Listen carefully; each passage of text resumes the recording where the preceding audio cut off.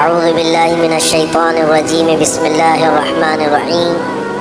ابرہہ نام کا بادشاہ جو یمن میں رہتا تھا، اس نے دیکھا کہ ساری دنیا سے لوگ خانہ کعبہ کی زیارت کے لیے آتے ہیں اور طواف کرتے ہیں۔ حضور کی ولادت سے پہلے کی بات کر رہا ہوں۔ خانہ کعبہ کا طواف تو ہر نبی کی امت میں رہا ہے، آدم علیہ السلام سے لے کر حضور اکرم صلی اللہ علیہ وسلم تک، بلکہ اب قیامت تک بھی اس کا طواف جاری رہے گا۔ تو ابرہہ نام کا جو بادشاہ تھا وہ مشرک، اسے یہ بات پسند نہیں آئی، مال و دولت کا غرور اتنا۔ چند بادشاہوں کے جو اللہ تعالیٰ نے اس میں غرور کے تذکرے رکھے ہیں، یہ ہمارے لیے بہت بڑی عبرت کی بات ہے۔ اس نے کیا کیا، یمن میں ایک بڑا کعبہ بنایا اور بہت ہی خوبصورت بنایا۔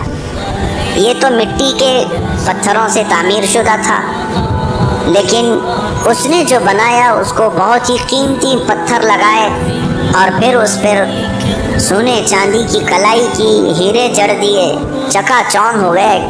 خانہ کعبہ کو اس کا بنایا ہوا کعبہ لوگ دیکھنے کے لیے آنے لگے۔ اب اس نے اعلان کیا کہ وہ مکہ کا کعبہ تو غریب قسم کا ہے، میں نے جو بنایا بڑے پیسے خرچہ کر کے بنایا ہے، آؤ اس کعبے کی اطراف آؤ۔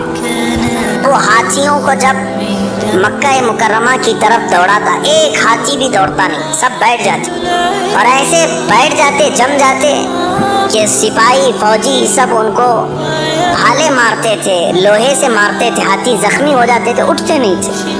بہت محنت لگی ایک دن پوری کہ ہاتھی اس طرف دوڑے، لیکن وہ کعبے کی طرف ایک ہاتھی بھی نہیں بڑھتا تھا۔ پھر ان کا رخ موڑ دیتے پیچھے کی طرف، تو پیچھے کی طرف چلنے لگتے تھے۔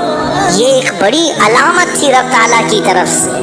وہ چاہتا تو وہیں سے توبہ کر کے بھاگ جاتا کہ کوئی نہ کوئی بڑی طاقت ہے جو میرے اتنے بڑے فوج کو بھی روک رہی ہے، لیکن جس کا ایمان ختم ہو جاتا ہے اس کی آنکھیں بھی بند ہو جاتی ہیں۔ اب تیسرا دن آیا، اب اس نے حکم دیا کہ ہاتھیوں کے پیروں میں بیڑیاں باندھیں، زنجیریں باندھ کر کھینچیں۔ اب اس طرح سے ہزاروں فوجیوں نے ہاتھیوں کے پیروں میں بیڑیاں باندھ کر، زنجیریں باندھ کر کے انہیں کھینچا، تو اب ہاتھی چلنے لگے۔ مینا سے لے کر مکہ مکرمہ اب بھی تقریباً 5-7 کلومیٹر کا فاصلہ ہے، ابھی اتنی دور ہی پر ہے وہ، لیکن اللہ تبارک و تعالیٰ نے اپنی فوج کو بھیج دیا۔ ابابیل چڑیا، چھوٹی چھوٹی سی چڑیاں ہوتی، وہ اپنے منہ میں، اپنے پیروں میں کنکریاں لے کر کے اڑتی ہوئی آئیں۔ ایک جھنڈ آیا، اور کہاں سے آیا، کیسے آیا، کسی کو پتہ نہیں چلا۔ اسی لیے رب تعالیٰ فرماتا ہے، جس نے اس پر بھروسہ کیا، وَمَن يَتَوَكَّلْ عَلَى اللَّهِ فَهُوَ حَسْبُهُ، اللہ اس کے لیے کافی ہو جاتا ہے، اور ایسی جگہ سے مدد بھیجتا ہے جہاں اس کا گمان بھی نہیں جاتا۔ ابابیل چڑیوں کا ایک پورا جھنڈ آیا۔ اب بڑی فوج، ایک بڑا لشکر ابرہہ کے ساتھ، اور چھوٹی چڑیاں، کیا مقابلہ ہو سکتا ہے؟ لیکن تاریخ گواہ ہے کہ ان چھوٹی سی چڑیوں نے اپنے منہ سے جب کنکریاں گرانا شروع کیا تو ہاتھیوں کے اوپر گرتا تو ان کے پیٹ پھٹ جاتے اور آگ لگ جاتی تھی۔ ہاتھیوں کے پیٹ میں سے وہ ایسے کنکری نکل جاتی جیسے آگ کی گولی ہو، اور آگ لگ جاتی ہاتھیوں پر، اور دو جو پیروں میں کنکریاں تھیں وہ فوجیوں پر گراتی۔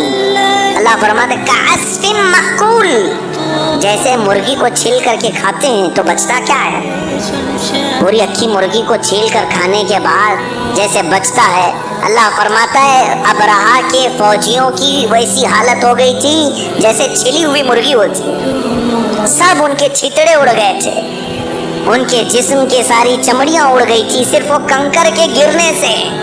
ابرہہ کو ڈھونڈا گیا تو وہ ایک مرغی کے چوزے کی طرح نظر آ رہا تھا۔ اس طرح سے اللہ تعالیٰ نے ان کے اوپر عذاب نازل فرمایا۔